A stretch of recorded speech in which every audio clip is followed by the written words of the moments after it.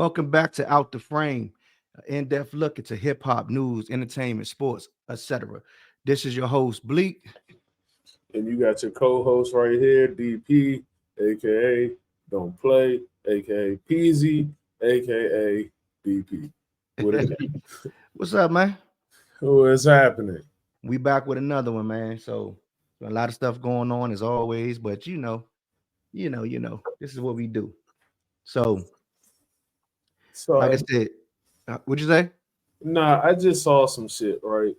I just saw some things, a clip, and I want to get your take on it because I know why we're doing what we're doing because we got like an insight. We come from this, we're from the culture. So I wanted you to see this clip. You don't know what you got, man. What you got? What you got for us? I just want your live reaction to this clip. All right, you ready? Let's go. Yeah, let's go.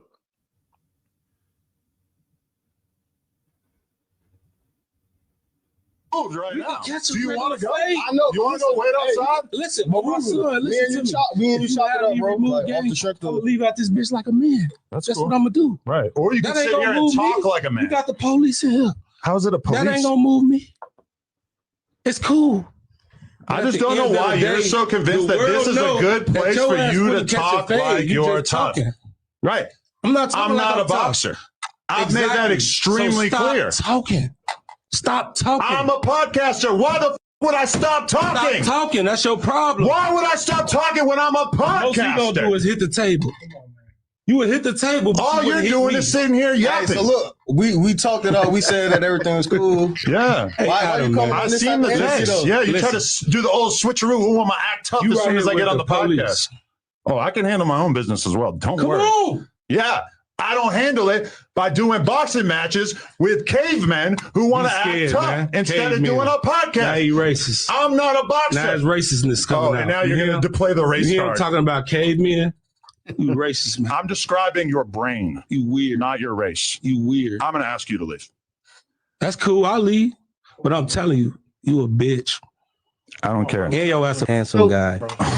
Who is this, DP? Handsome guy. Come on, I know Adam 22 get him out of here. Don't touch me though. But listen, you're gonna have to go. A handsome guy. You're gonna have to go. I bet you y'all he delete this out.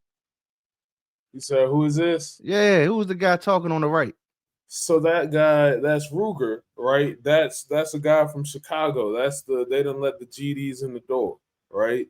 Okay. And I guess the background is Adam 22 on his podcast or throughout history has been talking about FBG Duck and his mom.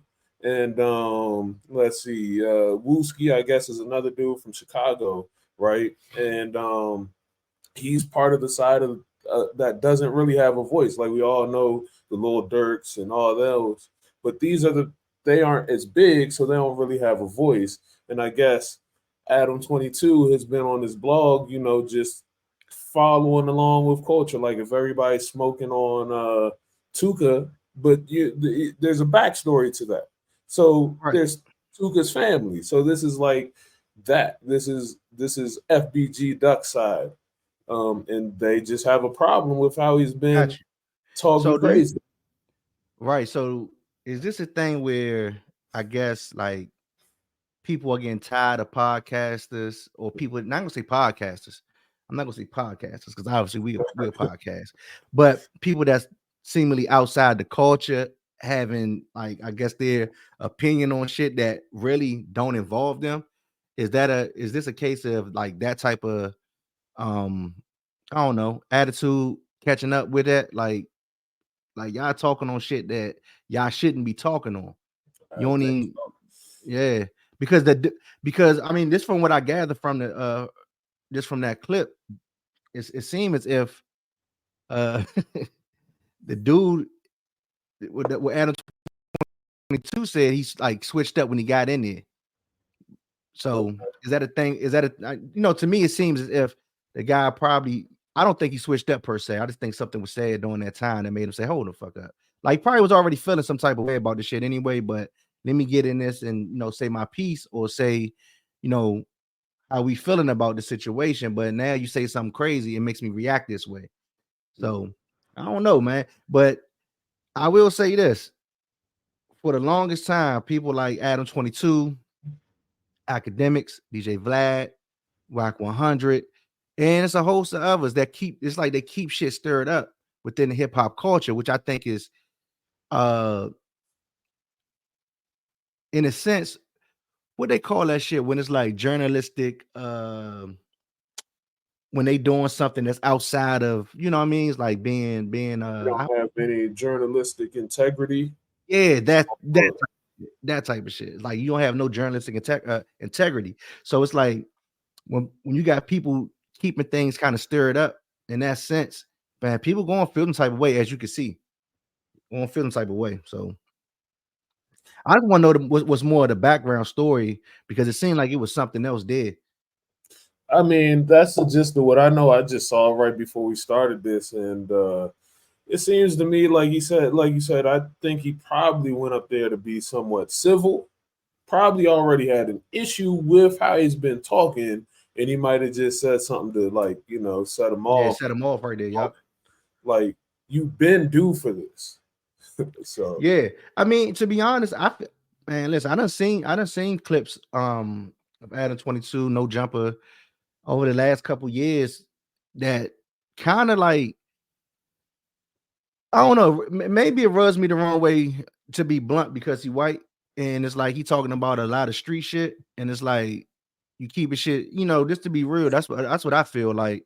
It seems as if like he's saying things or he's speaking on things that he has no business speaking on, because at the end of the day, if any consequences was to come to it, he's not going to be one of the people that's dealing with the consequences or the fallout behind it. It's like he get on there, keep shit stirred up, then he out the way. But the infighting between whatever street crews, whatever rappers, whatever is going on, those are the ones that's going to feel the consequences, whether somebody end up fucked up, laid out, or dead, or in jail. The consequence is going to fall back on those cats, not on Adam 22 or No Jumper.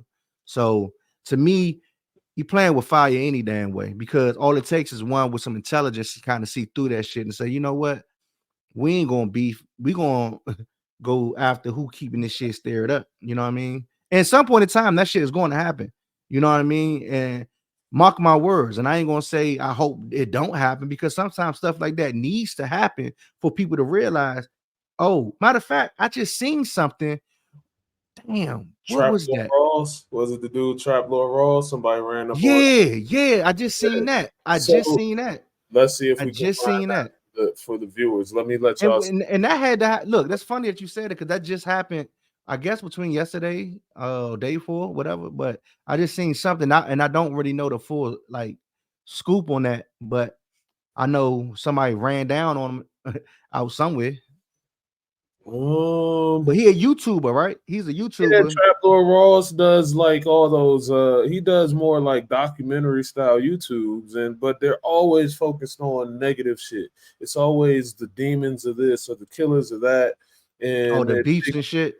Yeah, the beefs. They do deep dives into the beefs, which again probably got nothing to do with them. And you keep shit stirred up. Man, I don't know how far back that went. I don't know. Let me see if I can find it. Y'all hang tight. It's all good. But yeah, shit like that, man. Huh? This is on the main screen. Y'all can see this? No, they can't see it yet until you put it up on stage. All right. Yeah, I'm trying to find it now. It's all good. But yeah, it's stuff like that though, man. It's like these people make a living off of keeping this shit stirred up, and people actually dying behind it. And when stuff like that happen, a lot of times people want to like forget about that shit or move on past it. I just seen Vlad talking to what's his dude, Rondo. Yeah, talking to him, and he pretty much was just like, bro, I'm trying to get past this shit. Y'all keep want to bring this shit up. Every interview want to talk about this, when it's like, why we keep talking about, yeah, I get it, but why we keep talking about it? Like, y'all not giving us a chance to move on or grow from the situation, because y'all keep bringing the shit back up, which I fully understand. I mean, to be honest, I understand both sides of the coin. I'm looking for it. I can't find it. But the gist of it, y'all, is if you go look it up, somebody was at a casino or something like that. They ran into the dude Trap Lord Ross. If you don't know Trap Lord Ross, I think one of his biggest videos is when he did the is King Von a serial K word? I don't want us to get demonetized or nothing, but it's King Von, you know, a serial, you know, slider. And it was like a 1 or 2 hour documentary. And I think he did another one on like the Fulio and all that situation. And it's like, so what you got is we got a generation and who really kicked this off is academics with that Warren Chirac. He's kind of like the blueprint of that. And now he got all these kids basically running around, his children. I don't even just mean kids, but kids of him who saw what he did, and they're covering this stuff. To them, I understand, right? Because it's exciting. It's like it's just getting content, but it's content. They don't know they aren't there. Like you said, they aren't there to see the aftermath of what happens, right? They aren't there to see the hurt and the pain that comes behind it and how they actually are stirring up drama. So I think to them, they're just like, they're engaged in it. They're engulfed in it. Right. It's interesting to them. So they do a deep dive and then they want to present what they found. Right. So, which is, I mean, shit like that is like I said, I get it on one end because it's like they're looking at some of these people as like the next big thing, the rap star that's coming up, but this is the background story.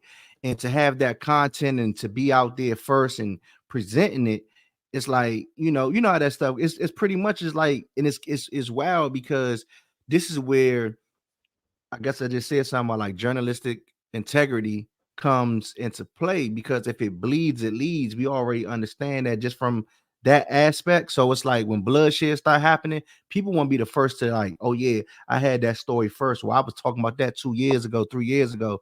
But people don't realize that these are actual lives, these are actual people, and what you say is going to reverberate and back into those neighborhoods which you're not from, and you not going to be around there. So you say what?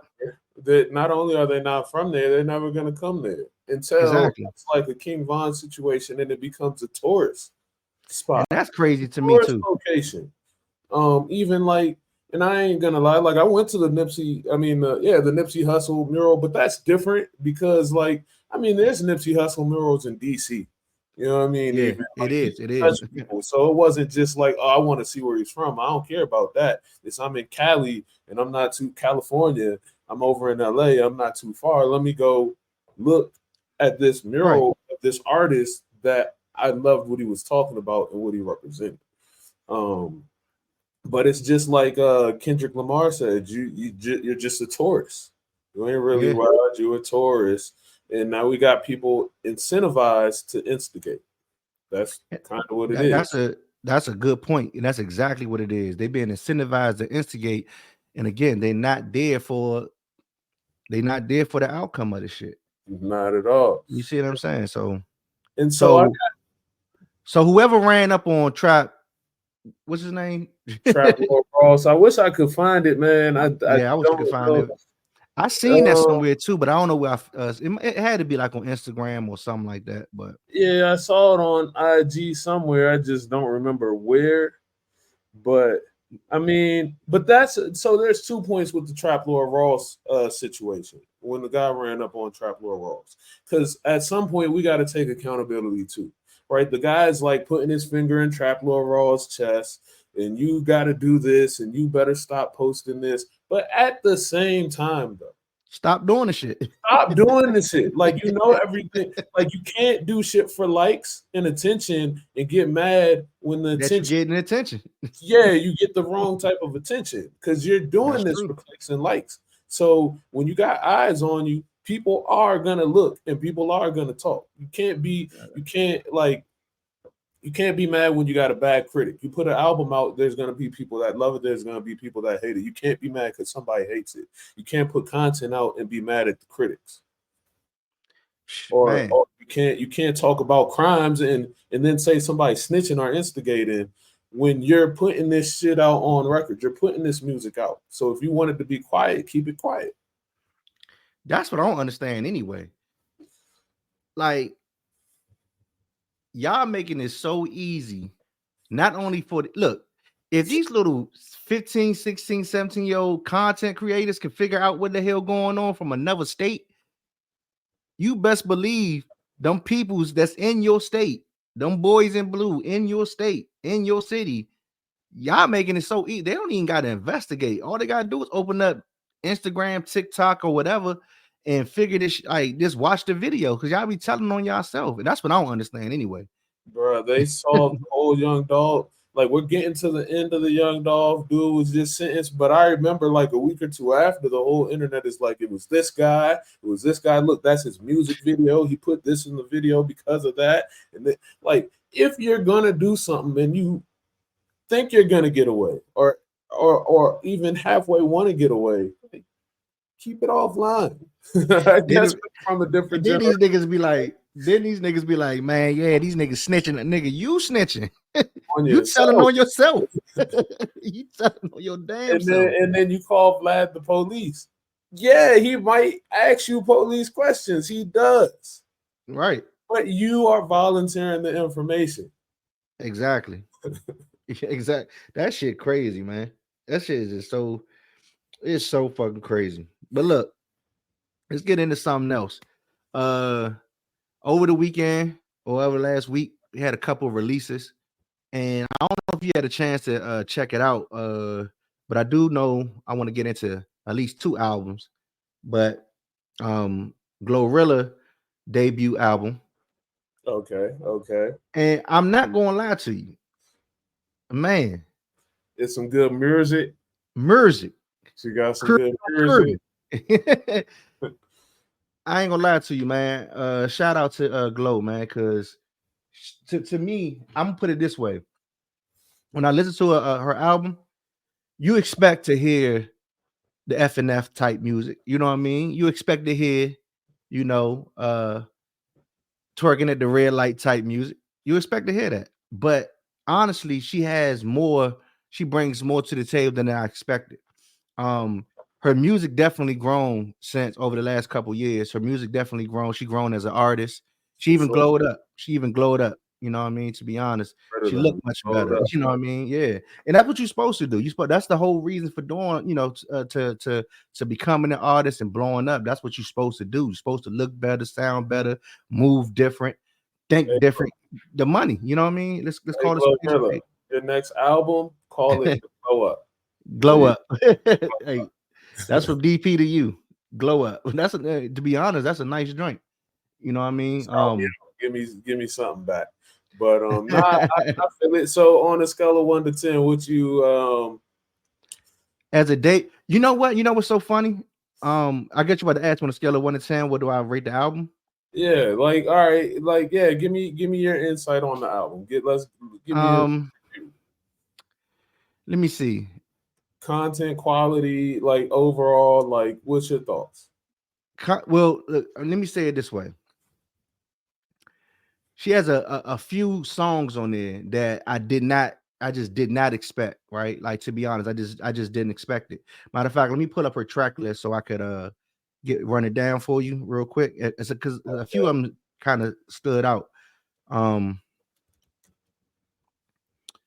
And I'm gonna throw some like the After Effects on here and show the track list on screen and stuff like that. But let me get to it 1 second. I listened to the whole album maybe twice. Okay. All right. And all right, here we go. I'll make sure this shit don't play because I don't want to get flagged playing music and shit. So I'm trying to pull up the album without it playing. I got the track list right here. All right, but run it down. What's the first song? I know it's like the first song is like it's the intro. The intro alone, right? And she says this was so funny about music, and this why I love rap, because when I'm listening to it, right, when it first come on, it's playing, and I'm like, damn, this remind me of T.I. First joint. I'm serious. Then she said something about that in there. I was like, damn, that's crazy. The intro song. Yeah, go ahead, put it on screen. The intro joint. Right. Okay. And this let me put it on there like this so we can, yeah, there we go. The intro song is a banger, right? We know what TGIF is. But the So well, that's the fourth song. I got it. Going across, like, yeah, I got it. So the second song is a banger too. Now that's more like, you know, her speed of music. You know what I'm saying? Procedure is cool. TGIF. I ain't gonna lie, bro. No. Listen, Lotto might be, to be honest, Lotto might be right now as female rappers. Right now, she might be the number one female rapper right now because she got the whole package right now. And I know we're reviewing Glow, and this is Glow's moment, but real quick, just because we're on Lotto, because she just dropped 2, maybe like a month or 2 ago, and her projects are like, one, I don't know how, like, it might be a little sexist of me to say, but because it deals with a lot of male rappers too, but I don't know if who really writes their own music. But with that being said, if Lotto writes her own music, like, she's smoking songs. Like, I guess we have to do a dive on that one too. You know what I mean? She can rap.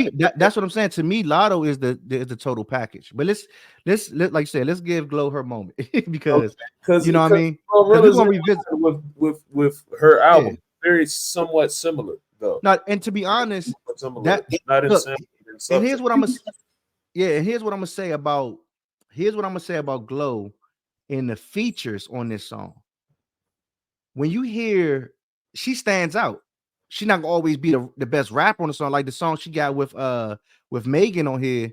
Megan is just a better rapper, but she's more polished too. She's been in the game longer, so that's the only reason why I say that. But Glow still stands out on that song, if that makes sense.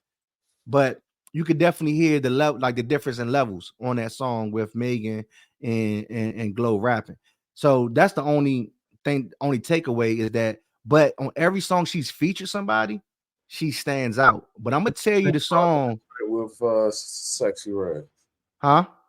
She got the joint with Sexy. Oh, yeah. Now look, that's another one though. You know what's so wild about that one? When I'm listening to it, I said, damn.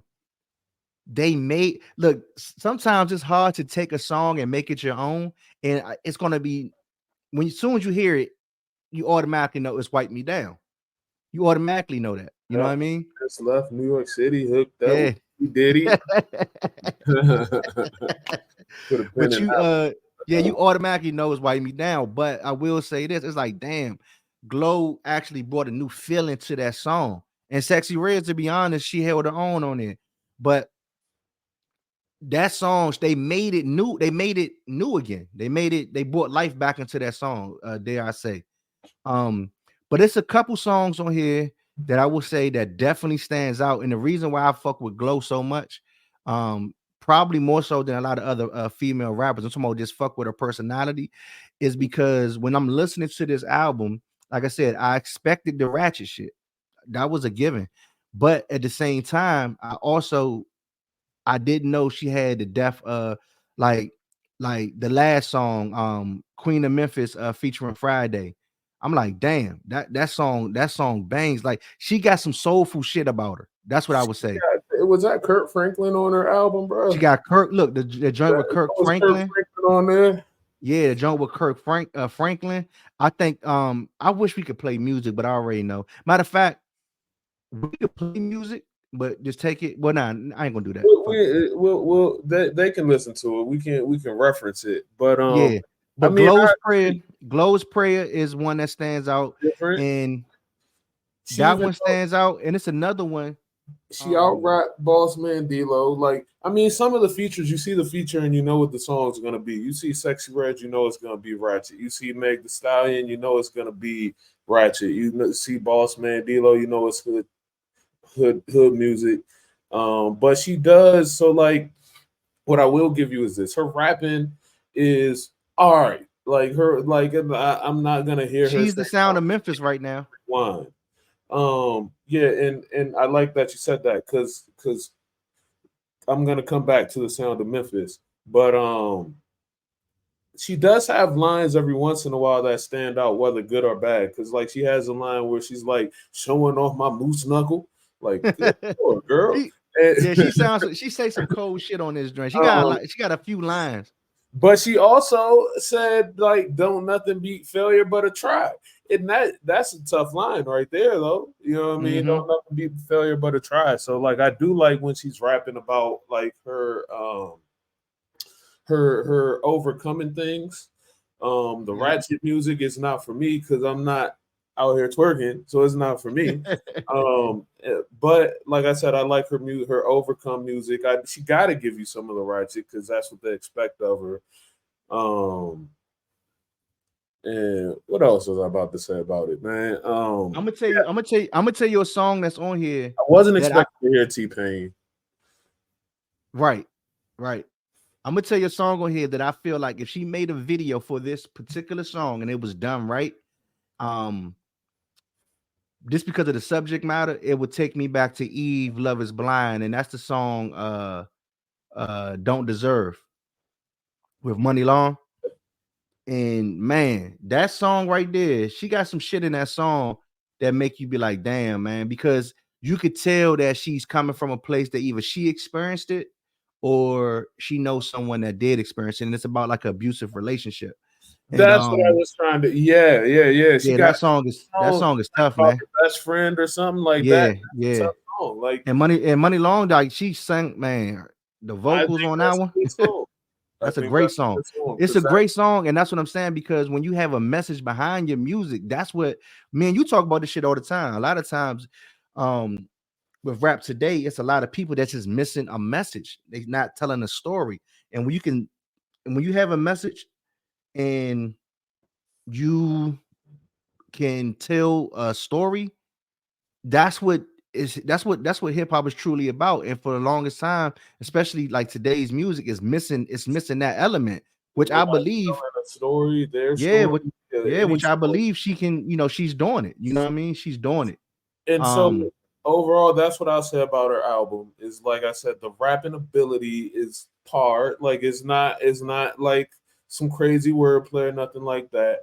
It got good beats. Like I tend to listen to music in the gym at this point. Like that's usually when I'm listening to music. So I like upbeat, like energizing music. So it got that vibe to it. And what I do like though is that, like you said, she's telling her story. Like it is her story. The whole album is a complete piece that's kind of like giving you Glorilla. And a lot of artists, male or female, don't do that. And I, like you said, I think that's what the game is missing. Just tell your story, be true to you. So even when she got the ratchet like on the game, and she's really giving you Glorilla though, and like she's giving you a spectrum of who she is, and I applaud her for that. Yeah, that and again, that's what's been missing. The one thing about Glow is certain rappers, it doesn't even matter, male or female. If your voice is distinctively you, then that is always a plus. And some people say, she sounds masculine or whatever. That's her voice.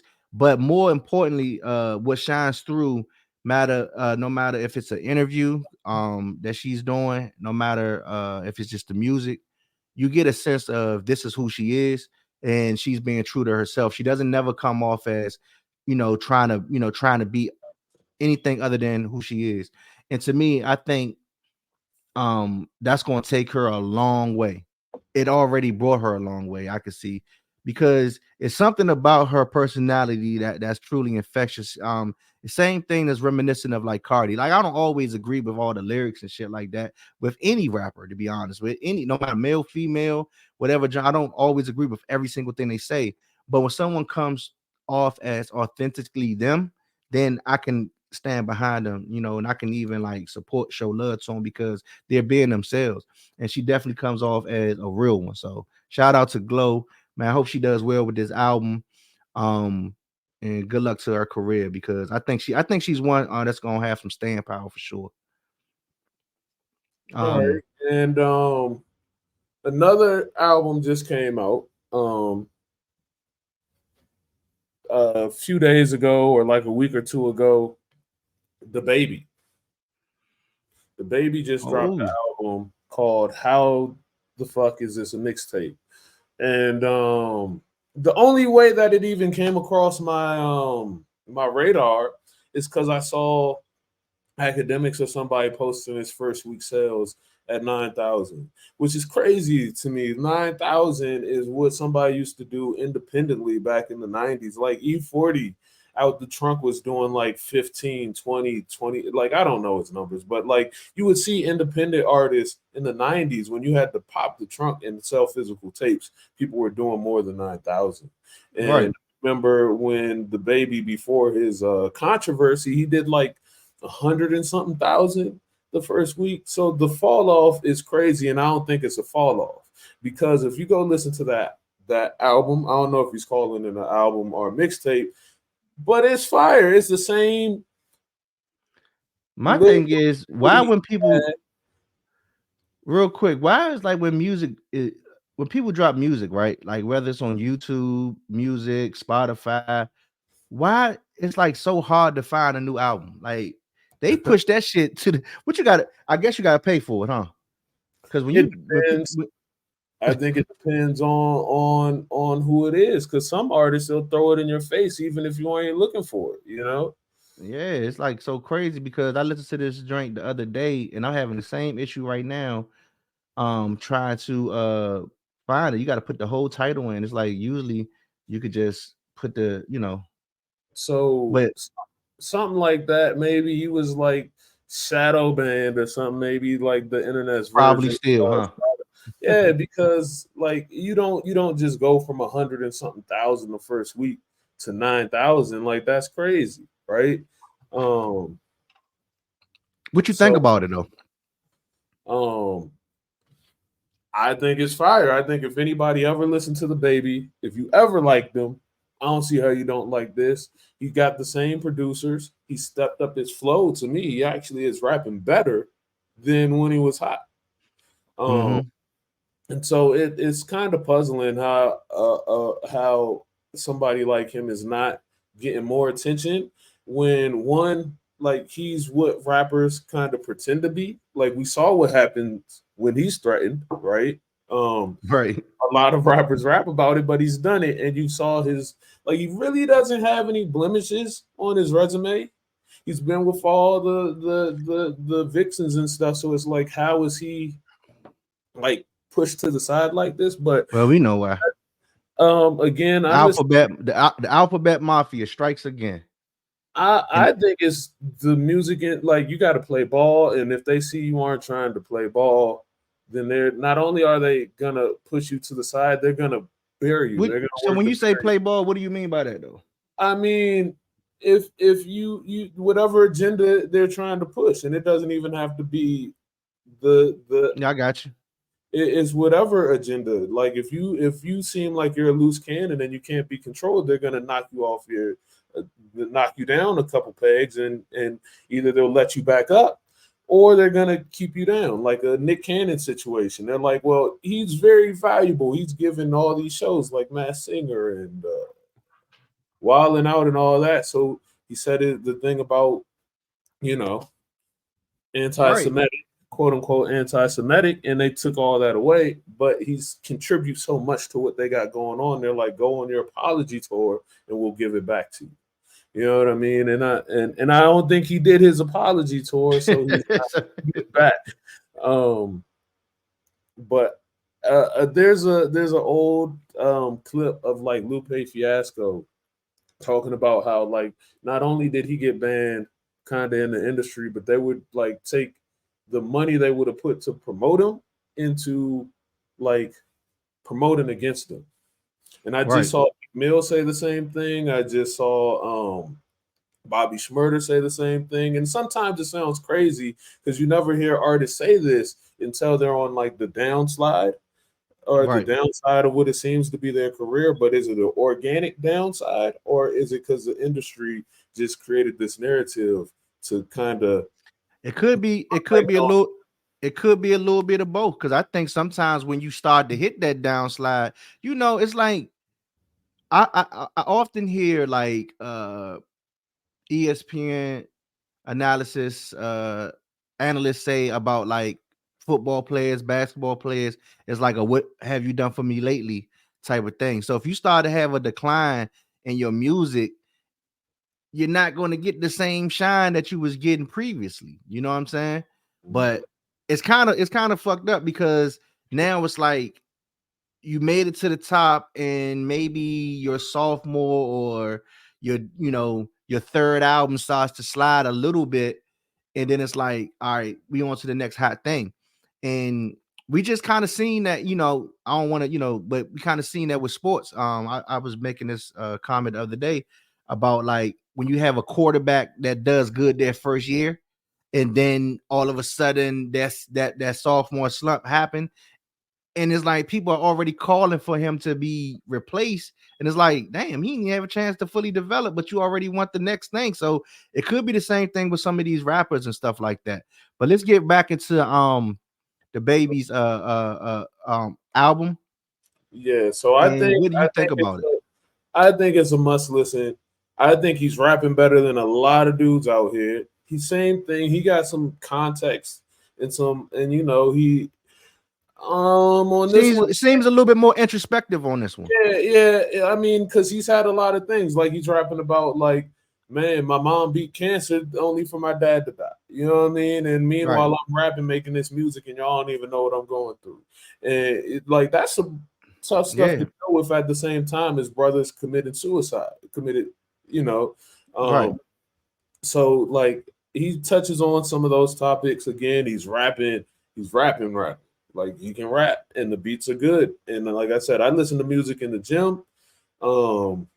This is some of these songs are gonna end up in my rotation, just like some of Future songs are gonna stay in my rotation. Another new album or mixtape that came out that a song or two is gonna be locked in my rotation for a while is Fat Trail. His new album was fire. Yeah, I ain't gonna lie. This album he's put out to date, I think if he did that on his come up, he'd be in a whole nother stratosphere because he's rapping too. Actually, he's rapping. And you know what? It's funny that you brought up Fat Trail because Fat Trail, just like the Baby, I want to stick on the Baby just for a little bit because I do want to talk about the Fat Trail album as well. But one thing that you constantly hear about the Baby is that he's still rapping the same, or he just sound the same. But you know what's so crazy? That's what I was about to say, is that people don't realize that when you are a rapper, the one thing that makes you stand out, I mean, back in the day, and I don't want to say like we old, but for real, like what rap was during the 90s and 2000s, early 2000s, was that you had to have your own style. So when a rapper comes along and have their own style, why is it a problem that they continue to do their own style? It's like these people today is hell bent on wanting everybody to sound the fucking same. And no, that's not how rap's supposed to be. It never was that. Why would we revert back to or why would we try to make everything the same instead of being, an artist in your own lane? That's what makes artists, right? Celebrating your differences. Exactly. In fact, so basically, even with that, Fat Trail, another one. He got rapping his ass off and got his own style. He don't even sound like all these other DMV rappers. He never did. Nah, and that's he raps to stick to him. Exactly. I seen somebody come out with a top something of the DMV or something, but anyway, it doesn't even matter with that. I'm gonna say it like this. To me, Fat Trail is the best rapper to come out of DC. He's not the most successful. He's not the most successful. He's not the most successful, but he is the best rapper to come out of DC for sure. Man, who else you gonna? All right, who else do you really want to say? You just veered into a whole new segment. All right, y'all. This is a quick segment right here. This is going to be its own thing right here because best rappers out of cities, man. The best rapper. So when you say DC, are you including the DMV or you might as well? Let me tell you this. So to all you guys out there who want to make it a difference, or DC is too damn small for it to be by itself. Maryland, PG County, whatever you want, it's too damn small for it to be. That's why it's the reason why it's a DMV market, because it needs Virginia, DC, and Maryland to have a competitive market to compete with anybody else. So let's just call it what it is. So when I'm saying get into the Fed system, it's DMV. It's DMV. Exactly. And you go exactly. DMV, and nobody else is going to make that. We the only ones who make that distinction between us, which is fine because it's like some petty shit. It's cool, But but people want their individuality within that. But so I just wanted to understood. clarify. So top 10 out of the DMV, you got Fat Trail as the best rapper. We're just talking about. Are we talking about skill wise? Or I'm talking. Listen, I'm talking about having the total package of being a rapper that's from here that really represents the culture here, has his own sound, can actually really rap. You see what I'm saying? Like, come on, man. Like, he really has it. The only thing that Fat Trail is missing was the time that he took away from himself. If he had more time, come on, it wouldn't even be a question, man, really. But I mean, this not to take away from Shy Glizzy or take away from Wale, because I actually think Wale is the truest, best representative of the music here. I will say that, but he's not the best actual rapper. He's the most successful. He may even be the most polished, but he's not the actual best rapper. And it's not to take away from him, because I think if we had to do it how it is, like, who would you want to represent the DMV area as an artist? I would want Wale to truly represent, because I feel like he has more. He thinks about the shit that he's going to do. You see what I'm saying? So we got to list it out. This is going to take. This is not going to be. We can stretch this out because, like, all right. Because DMV is shining right now. I don't know if y'all realize, but right now, setting records on Billboard top charts is Shabuzi.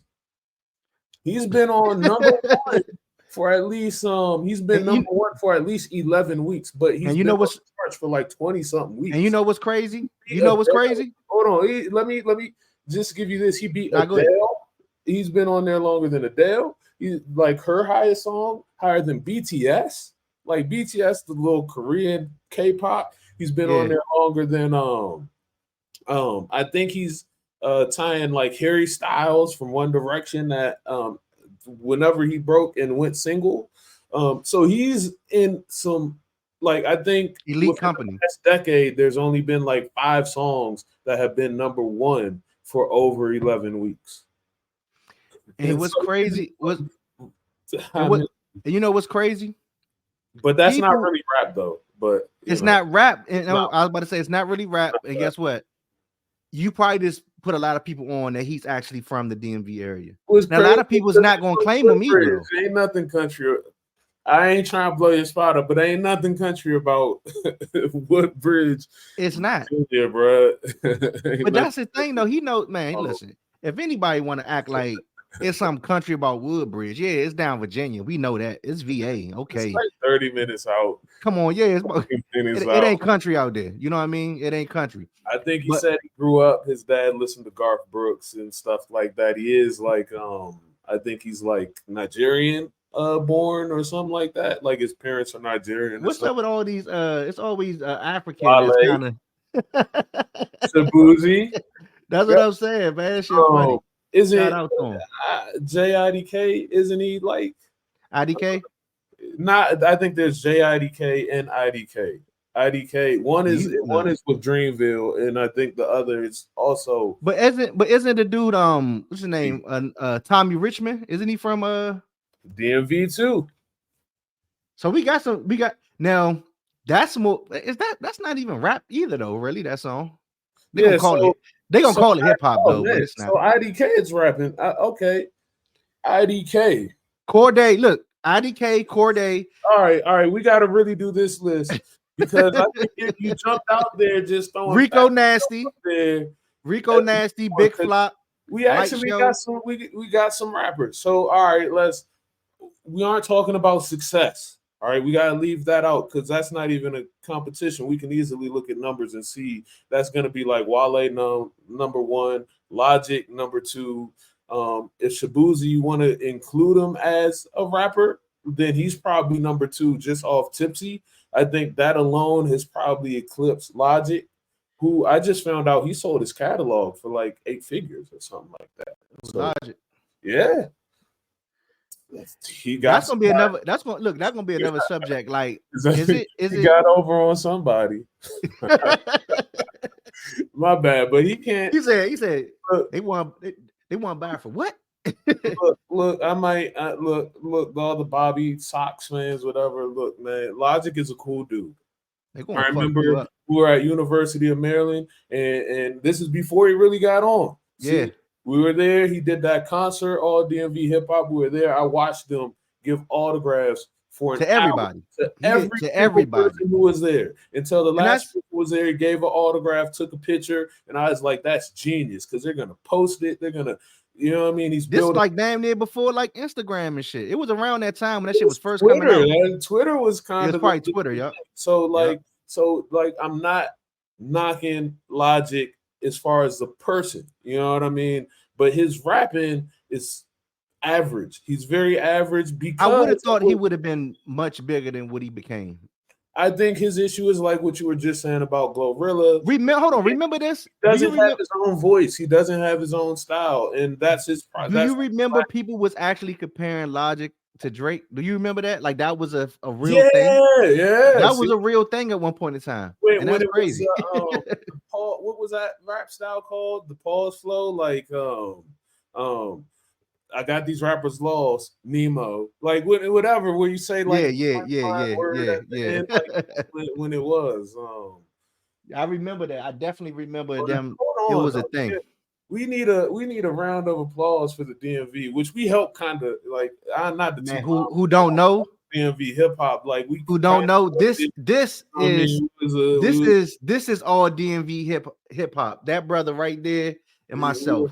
You know what I mean? Very instrumental, and the ones that know. Even Fat Trail. I remember doing an interview with Fat Trail at Stadium, and I knew like he does have like he shout out to Debo too, because Debo, my man Debo, was the first one that said, "Hey, Bleak, I got somebody, man. It's a dude right here, and I think it was like out Florida Avenue somewhere." And I ran into to Debo, and that's when I first met Fat Trail or whatever. And this is like a long time ago. Man, we're talking y'all like 2011. Yeah, this is a long. This is a minute ago. 2011 time, something like that. Mm-hmm. I remember I went to go meet him for an interview at Stadium, and I watched this. The club's closing. I watched him go to the tables, and he's drinking shots from the glasses that were left. I'm like, you a wild nigga. You wild for that one. But also, even this Fat Trail, the show with I put him on that show with Gutter and Tay Don. Like, how long ago was that? Yup. That was at Club 24, right? Yeah, that Club 24, and that's even what brought Fat Trail to my radar. Is one of the promoters is like, there's this dude Fat Trail, you need to he's burning up the streets, you might want to get him on your show. I'm like, man, I don't know, because I'm charging people to get on there and stuff like that. And I went and I looked, and he had that freestyle, I'm like, oh nah, this man was spitting. And then he did that No Secrets, the video in the cemetery. I'm like, he got it. So but anyway, back to the list. Like, this is no knock. We're gonna have to really do a show about just DMV artists, because I think there's a lot. Because when I said it, it's like, damn. I'm saying Fat Trail because he's the one, to me, he stands out the most. That's the music that I will more closely relate to as far as the sound. But it is a lot of other artists out here. Big Flock, we got Rico Nasty, we got, like I said, Shy, we got Light Show. I'm a little out of touch with like some of the more, and it's a whole lot more too, though. It's a whole lot more. And forgive me because people will be mad because we ain't mentioning them. Yeah, the newer generation of artists. This isn't a slight. I just am a little more out of touch with who is it right now in the DMV. So I can't really, we'll do our it's not a slight to them. Show. But do our homework and do a show about it. So out of it sounds wrong to say it, but out of the more known artists, this isn't a knock at it, but like some who have touched mainstream, like you said, Rico Nasty, Corday. How do you rank the top 10? Because we got there's actually some rappers out of DMV who got skills. I don't, and to be honest, like I said, I don't even want to go. I think, to be fair, to do this, we can't go by like quote unquote success industry. We got to leave that out because we got to go by like impact. You got to go by impact. Like, are you feel? Because to me, that's what music always been about. All right, so we'll rank Are them impact and ability. All right, because if we go impact, you got to throw Flock, because he is, a lot of people credit him kind of like with the DMV flow, right? Like, is he one of the ones like, one of the bigger songs, the Thrax movement, that shit. Yeah, matter of fact, I think they got a show coming up on the 20th, I believe. Lil Nas had I think he dropped the ball. You dropped the ball. You know what I mean? You had that man, I can't even think of the song. But there was a period when DMV was like, man, dudes was doing like hundreds of thousands of views, if not millions, all like independent. So I guess we can ask the audience right now, because we're gonna put this clip out, and I will say this. I'm gonna ask y'all. So y'all can put so y'all can put us on game. Who's the top 10 all-time artists from the DMV? We can't go by sales because that's unfair. But let's impact. I mean, we can consider sales, but that's automatically going to be Wale, Corday, Logic, IDK. Yeah. And I don't know if we're putting Shabuzi because he's not really a rapper. And Tommy Richmond said he came out and said he's not hip hop, so he's not in the conversation either. But it's good that we got some representation on the charts. But is that so is that a sign? So let's kind of like, I guess, switch up a little bit.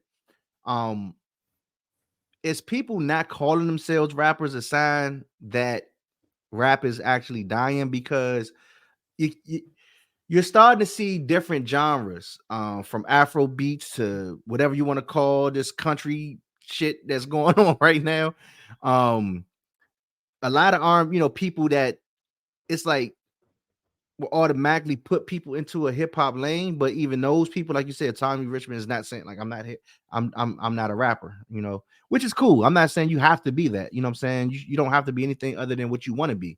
But it's just kind of funny that we're starting to see that, where hip hop for so long has dominated these charts and everyone wanted to be a rapper. It seems as if now we're seeing people actually want to change lanes and be something other than a rapper, which to me is fine and it's cool. But what do you think about that? Do you think that that's a sign that maybe hip hop is actually dying off, or a new sound is coming about? Because it's not just Afro beats I've seen take over. It's another what's the other song, other music. But anyway, that's my point. It seems as if people are doing something other than rap. So rap, the pure definition of rap in hip hop, I do think is falling off. And that's something we can track just by charts. For the past decade or so, like, rap has been the most popular genre as far as streaming and everything goes, as far as numbers. I mean, of course, you still got your monoliths like The Weeknd and Taylor Swift that are outdoing everybody. But combined, I think rap was the highest streamed genre. But it is slipping, and it was slipping up until the Kendrick and Drake beef.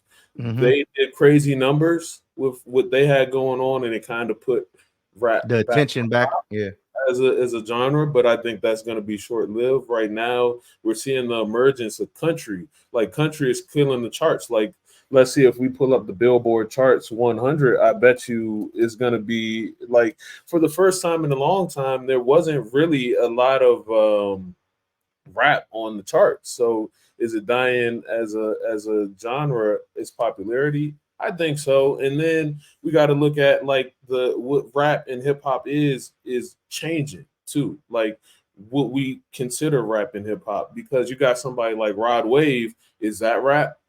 You know what I mean? They're gonna consider that rap, but I get why you asking that. And like I said, we got merging genres where you got like country, okay, shooting up, but like you got Jelly Roll and Morgan Wallen, who are basically kind of rapping on country songs. They're like doing what Rod Wave is doing, but on country beats. But country beats have 808s in it now. So I think that like rap hit its peak, and now it's like it's become a prototype for other genres, and as a dominating genre, it's still going to be there, but I think elements of it have sprinkled into other genres. Right. But yeah, I don't think it's controlling the charts. We just seen the mass firing of all these record execs and stuff, and a lot of that is around like the hip hop side of it. So yeah, I think it's that's what I do. You think that has a lot to do with it though? Like these like I said, the record executives being fired, is that like is that like a reason why maybe hip hop is dying, because they had taken them pretty much like say either fired or stepped down? It seems as if like that's a telltale sign as well that hip hop is taking a new direction. I mean, I don't know if they're really stepping down. I think some of these record labels are like, we're shifting what we're spending on, because I don't even think rap is really making money for these labels at this point. I don't think that's their profit. I don't think it is either. How can they be making money if, like you just said, someone like the Baby coming out the gate 9,000? That's and his album, but it's trash numbers. Trash music. You can laugh at the numbers. It's not trash music, but the numbers is trash. Yeah. And so maybe like, man, it's so I do want to do a deep dive on this DP. Like, what the fuck is really going on where for real rap probably still the numbers. Yeah, like what's going on with it, man? Because it's crazy, because as popular as hip hop has been and still is, let's not act like it's not, it still is. How the fuck is someone like the Baby only got like, I think they fucking with the numbers, man. Something is being manipulated. Something about the game is being manipulated. They play with the numbers for certain artists to make them look bigger, and I think they play with the numbers with certain artists to make it look smaller. Like for instance, and I don't know because I don't follow her like that, but they were talking about Sexy Red. I saw a few articles like her shows are being canceled. They're bombing at the ticket office and da da da da da. So she said, no. This touring company wanted us to sign with them. We didn't sign with them, and now they're running a smear campaign. And so she started posting, I guess, footage of her concerts, and they look pretty packed to me. So who knows? We're in a game of smoke and mirrors, and like I've saw artists complain even about the streaming. Like they don't even know how the breakdown works. Like YouTube, none of these companies really like showed you even how the breakdown work. How artists aren't even in a position to say how much they charge for their music at this point. If you stream, that's crazy. What are you gonna do if you don't stream? Like, how are you gonna get you can sell your tape on your website, and you think the Baby did 9,000? How much you think you're gonna do? You know what I mean? If you're just selling a tape on your website where people can get all this other music. And to me, it seemed as if that was the game that was ran on this. I'm talking about on hip hop culture over the last few years. You notice how no one has their own website. I mean, they probably do, but it's not. I'm just saying, it's like they probably don't. Most rappers probably don't, but I know it's some that actually do. But what I'm saying is, if you really think about it, if everybody was truly independent and truly had their numbers from social media transfer over to their own digital sales, their own like shit, like, so to me, it's like that's the game that was ran. It was taking the power directly from these artists out of their hands, and you have to go through them to have your music streamed. But it's like, why? You know what I mean? Like, no one is thinking about some type of way to do something other than Apple, Spotify, YouTube Music. It's like that's where you have to go to sell your music. And of course, you still got stuff like SoundCloud, whatever, but let's just call it what it is, man. I think the game been ran on. Been ran on us. So let's take a second here and look at let's look at the charts. Let's see who's doing what. All right. And we can kind of get a taste of who's moving and what's moving in music. So number one, this is Billboard Hot 100 for the week of October 12th, right? This just concluded. And you just brought them up. Last week, number one, position number one, weeks on chart, 25 weeks. This man is killing it. Like I said, he's setting records. Who'd have thought a country singer that's black from Woodbridge would be doing that shit sound like some Twilight Zone shit, man. I'm not even lying. I ain't mad at him, no. Salute to the brother. Get your paper, man. Billie Eilish, nothing about rap. You got The Weeknd and Playboy. What genre of music is Billie Eilish? Like, I know she is, but I don't know what you consider that. Is it pop? Like, I don't like. It's not pop. Maybe pop, because I don't think she is like a pop singer. She don't. Yeah, it's not pop like a Ariana Grande. It's but it's popular music. I don't know because she's just a popular. Is that what pop music is? Just because you're a popular artist? Is that what it is? I mean, Michael Jackson was the king of pop, but his music isn't like the pop now. His music is R&B. Like, they try to make him the king of pop after they try, but man, MJ R&B, man. What she's doing is singing, but I don't know if you would consider that R&B. Like, I don't know. It's not like upbeat pop. I don't know what that genre is. Then you got The Weeknd, who, like, I think he just set a record right now for 20 songs or something like that with 1 billion streams each. Like, I don't think anybody has that. That's crazy. Right? Even off 1 billion streams, though, that's only like $173 or some shit like that. Nah, but that I got a problem with that streaming shit. I ain't gonna lie, man. I got a problem with that shit because it's something we know the artist is getting fucked around for their music, man. Like, it's no way you got 1 billion streams on 20 different songs and you're not a fucking billionaire. Because come on, man. Like, how you don't? I don't get it. Something ain't right. Well, you ask and you look at the top 5, right? The top 5 out of the top 5, 2 of them are country.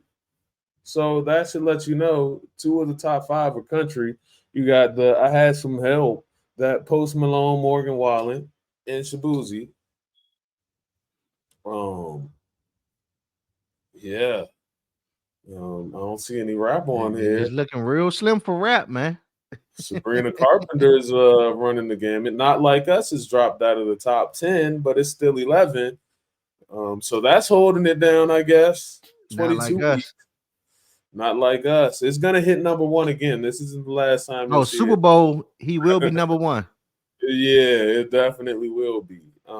Let's put a pin in this, and because I want to come back to that, because I'm gonna actually clip this out and say that we said this shit. He's gonna hit number 1 after the Super Bowl. Which should be a given, you know. He should. We got Tommy Richmond. He's number 14. But that's he's not a rapper. He's not a rapper. Remember, he's not hip hop. Definitively said that. Chapel Roan, she's definitely pop. Morgan Wallen, you got country. Luke Combs, country. Jelly Roll, country. Jelly Roll more of a rapper than yeah, he's an ex-rapper. But I fuck with Jelly Roll. I'm not gonna lie. Like, if I was to listen to anything that you want to call country, it would be Jelly Roll. I'm not lying. He's actually a great artist, to be honest.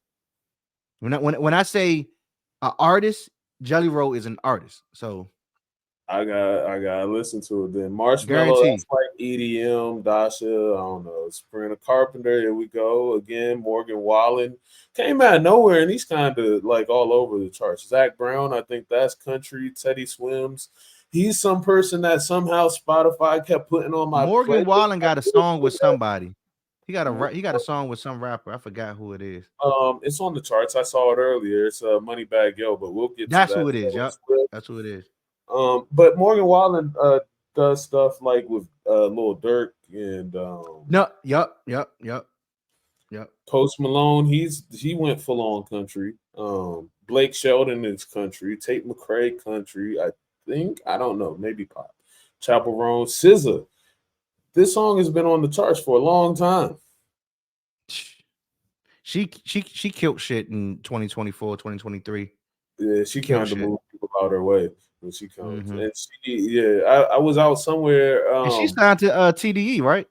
Yep. I was out somewhere this weekend, and all these girls out here look like baby scissors. Like the way they were dressed with the jean jacket, the curly, like it was just like little versions of scissors. but not mad at that either.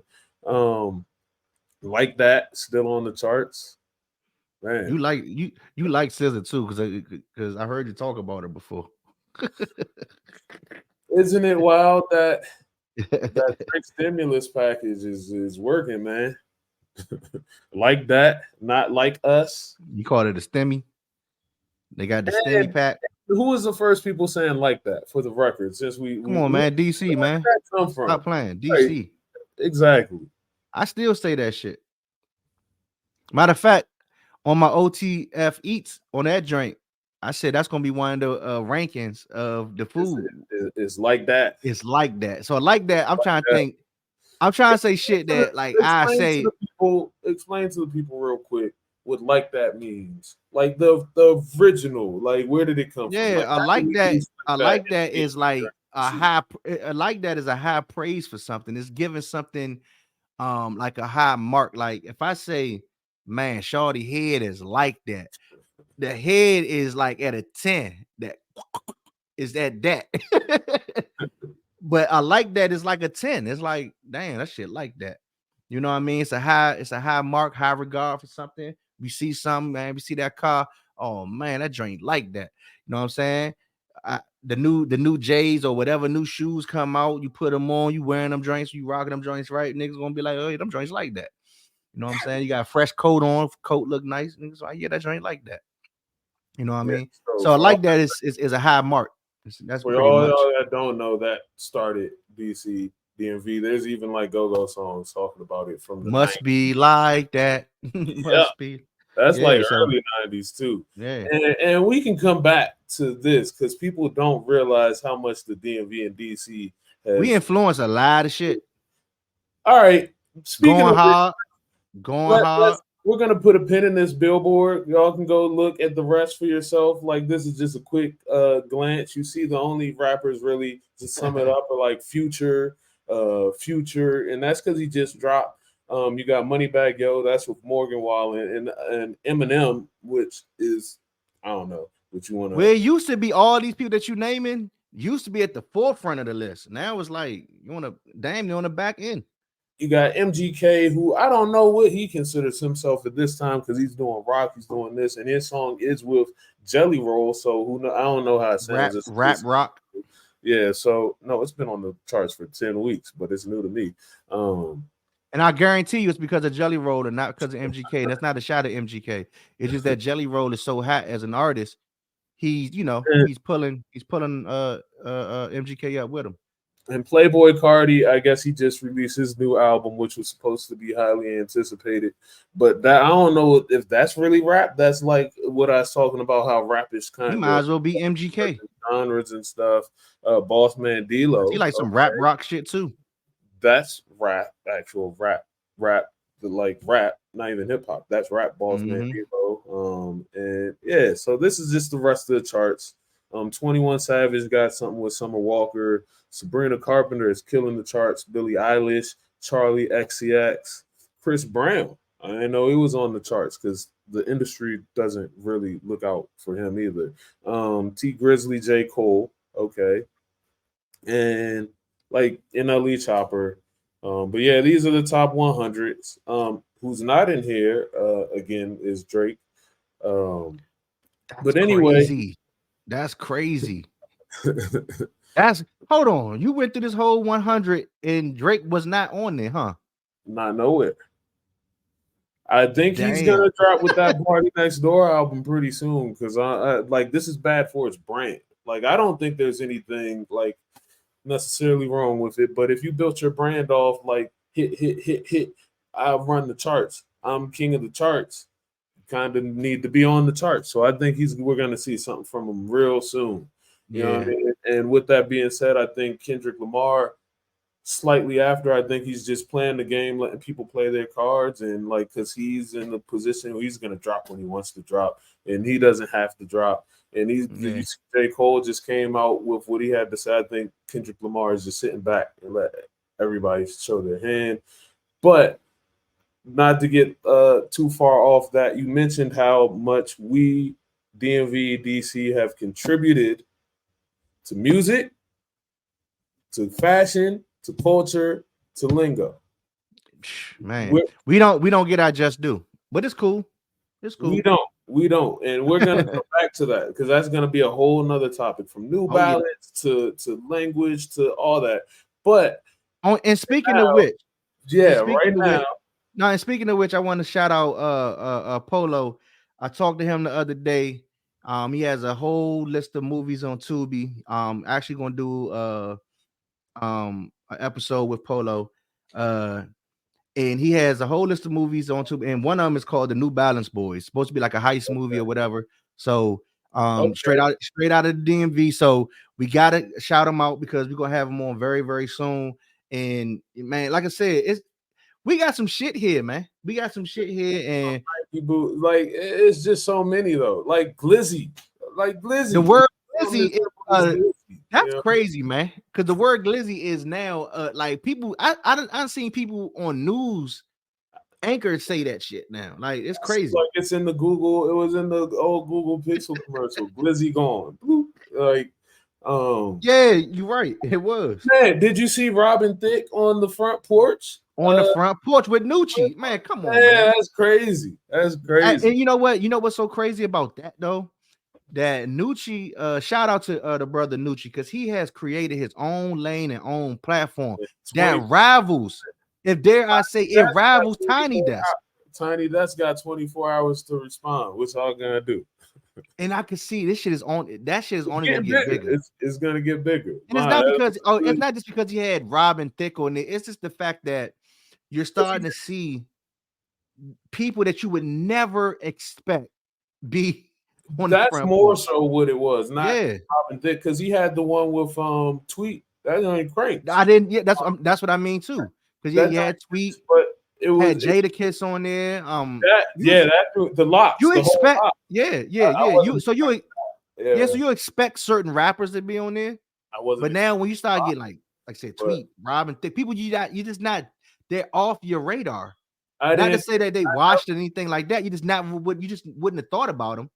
And then when you bring them onto that stage, and it's like, damn, I'm sitting there listening to that shit like, and this shit crank. And shout out to my man Mel, guitar boy, on the guitar there.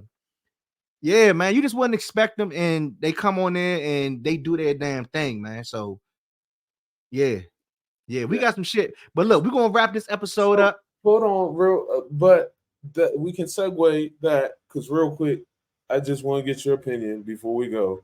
Because we contributed so much.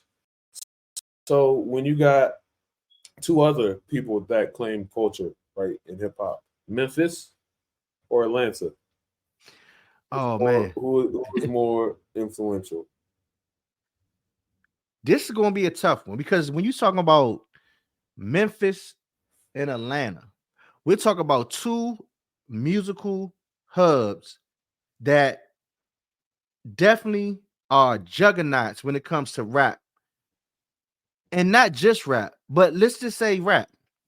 I'm talking about if you go back to the early 90s up until now, both have made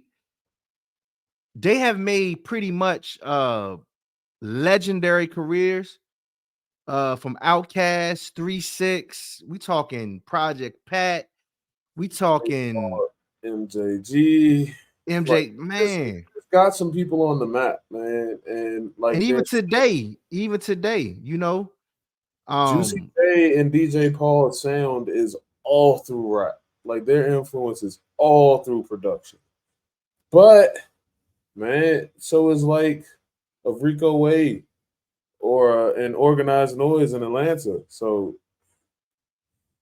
I don't know. It's kind of hard to say who made of because it'll be easy at first, I guess, at first glance to say Atlanta.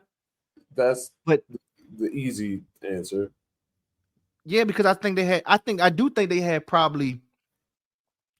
definitely look, because when we say certain shit, sometimes it's like you say it, then you think about it. So I'm glad I kind of caught myself. But it's like you would think, because Atlanta definitely has some street artists. Definitely, from Gucci to T.I. to Jeezy and a whole host of others to Thug, and you got all of that. But then it seems as if Atlanta sound, this is what it is. it seems as if Atlanta sound is more polished and more mainstream, but the grittiness of Memphis music, and we can't say that that's not mainstream because how the hell 3-6 is not mainstream? How the hell is MGK and I mean not MGK, MJG, A-Ball is not mainstream, which they are, right? They legends. So it's kind of like, damn, who has the most impact from Young Dolph to Yo Gotti to God that Memphis now, even now with Moneybag Yo and fucking Glorilla. So Glorilla. That's hard, man. That's hard. And Key Glock. Yeah. Key Glock. God damn. Memphis is one of those. You know what? Memphis is still, you know what? Shout out to Memphis. Because the Memphis sound, even now, it still seems as if it's still slept on. It seems it's like they're just underdogs, but they really not. They really giants been here for a long time. Like they had Suave House back in the day. That's right. Suave House Records. Suave House. Like Tila and God damn. When you had Rap A Lot, you had Suave House. Yeah, you know what? You know what? We can't even do that to Memphis no more. Memphis is a hip hop juggernaut hub, like just as big, if not more important than any other. I mean, you could put them up against any other city. Texas is a hub of its own. New Orleans is kind of a hub of its own. Because the sound of New Orleans, man, because Manny Fresh, on one side you had Cash Money and Manny Fresh, and then on the other side you had Beats by the Pound and No Limit. Yeah, and they kind of had a little moment, and then Wayne, took off with it. And I don't know, like Atlanta had a. Is it fair? Is it really fair to ask that question? But put it this way, I'm gonna ask you guys out there. Ask the people out there. What region? Go ahead. In order. What are the most impactful regions? Most people are gonna say New York. And you got to put why, but you got New York, you got LA, like Detroit kind of has its own movement right now. Yeah, Detroit is strong right now. Detroit got a hell of a movement. We just said the DMV. God. DMV. Damn. Chicago has had a crazy movement from Kanye to the Lupes. You know what I mean? The hip hop side to the Do or Dies to the even St. Louis. You got Nelly, Nelly in them, and now you got Sexy Reds, and I'm pretty sure it's others too. I know we're missing somebody from St. Louis, but yeah, I don't know too much about St. Louis, but maybe y'all can tell us because I don't know about you got Nelly. I guarantee you, it's others out there that we're gonna be like, damn, I ain't yet. Watch. They're gonna put it in the comments for us. All right, so top 10 regions. And who's the top? Who's the top 2 right now running it? To be honest, I will say, I think it's Memphis right now. Running it right now. And at today's present time, I think it's Memphis. You thinking? Listen, you over there thinking you can't think of nothing. Name another one. Detroit got Detroit. You can put it up there. You can definitely put Detroit in there. But I think Memphis is the one that's actually like is leading the way right now. Memphis is leading the way on the forefront. Yeah. Man, I don't know. You got it. It's I don't know. You say Memphis. I say Memphis is running the music, the rap game right now, currently, right now. Memphis is running over Atlanta. That's over New York. That's over Florida. I don't know who, but that's over Texas and Cali. Right now, currently, as we speak, in the moment, it's Memphis. Now, if it's somebody else, I want y'all to drop it in the comments and say who it is. I'm gonna go left, and I'm gonna say Detroit. Now, right, well, guess what? Y'all prove us otherwise. Y'all prove us otherwise, and guess what? This is Out the Frame. This is your man Blek. That's my man DP. We're gonna come back with another episode, and we're gonna see what y'all been saying, right? And we got some news that's headed. That's gonna be some good news for the fans out there. All right, we out. Yep.